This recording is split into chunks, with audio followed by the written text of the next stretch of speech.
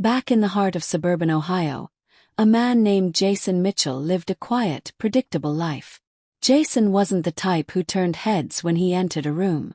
He wasn't the tallest or the most muscular guy in the neighborhood. His job as a freelance graphic designer kept him behind a screen more than out in the world. But one thing plagued Jason more than anything else: his complete inability to connect with women. At 32, he had experienced his fair share of first dates, most of which ended with the dreaded, "You're a nice guy, but I didn't feel a spark." Over time, he began to internalize those words as a fixed label: nice, safe, forgettable. It wasn't until a random conversation with his older cousin Marcus during a family barbecue that everything began to change. Marcus, who was known for his effortlessly charming nature and thriving marriage, said something Jason would never forget. "You keep trying to impress women with big gestures or flashy lines," Marcus said, chewing on a rib. "But bro, you're missing the two most powerful words in the book." Jason leaned in, more curious than ever. "What words?"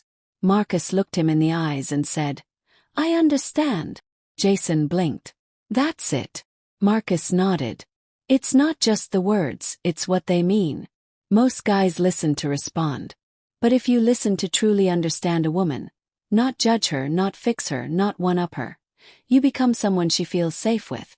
And trust me, emotional safety is sexier than abs or cars. Women can't resist a man who makes them feel seen." Jason went home that night skeptical but intrigued. Over the next few days, he reflected on his past dates. He realized that he had been so preoccupied with saying the right thing that he never actually heard the woman across the table from him. He would nod, smile, insert a compliment, but he was always waiting for his turn to talk, never fully absorbing what she was saying. Determined to try something new, Jason decided to change the way he approached conversations altogether. Not just with women but with everyone. He started focusing on being present. When someone spoke, he listened, truly listened. He'd respond with "I understand" when it felt genuine, and followed it up with thoughtful observations like, "That must have been really hard for you," or "I can see why you'd feel that way." A few weeks later, Jason found himself on a date with a woman named Emily Hart. She was an elementary school teacher with a warm smile and an easy laugh. They met through a mutual friend and agreed to grab coffee on a quiet Sunday afternoon.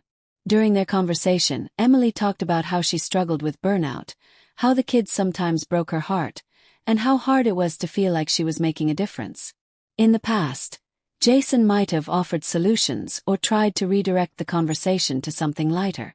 But instead he leaned in and said, "I understand. That sounds emotionally exhausting. But it also says a lot about you that you care that much."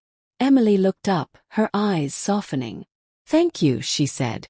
Most people just brush it off or change the subject. The conversation flowed effortlessly from there. For the first time in a long time, Jason didn't feel like he was on a date. He felt like he was connecting. That night, Emily texted him, "I had a really great time. You're easy to talk to. Would love to see you again." Jason was stunned. And it didn't stop there. Over the next few months, he continued dating with this new mindset. Not trying to impress, not trying to be someone else, but simply listening and responding with presence, empathy, and sincerity. "I understand" became his anchor. Not a magic spell, but a gateway into deeper connection. Women opened up. They laughed more. They asked for second, third dates. And while Jason wasn't dating just for validation, something profound shifted in his confidence. He was no longer chasing approval. He was offering genuine attention, and that made him magnetic. 6 months later, things with Emily had grown serious. They were officially a couple, and Jason had never felt more seen, or more grounded. One night, while cooking dinner together, Emily said something that made him smile. "You know what got me hooked after our first date?" she asked, flipping a veggie burger in the pan. Jason shrugged. "What?" "You actually listened. You didn't interrupt. You weren't trying to steer the convo back to yourself. You just said, 'I understand.' And I felt like I could breathe around you." Jason wrapped his arms around her from behind, resting his chin on her shoulder. "I meant it then," he said. "And I still mean it."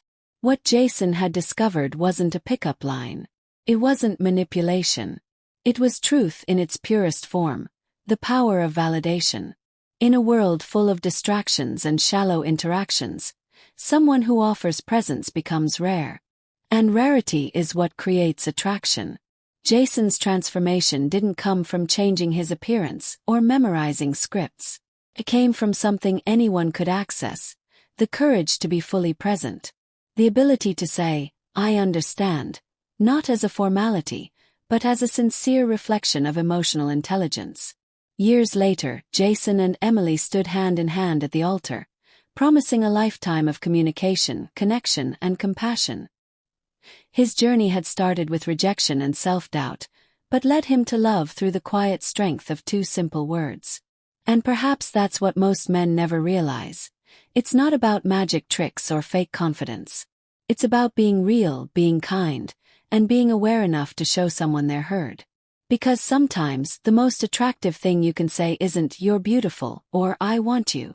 Sometimes it's just, "I understand." And that, more than any line, can open hearts.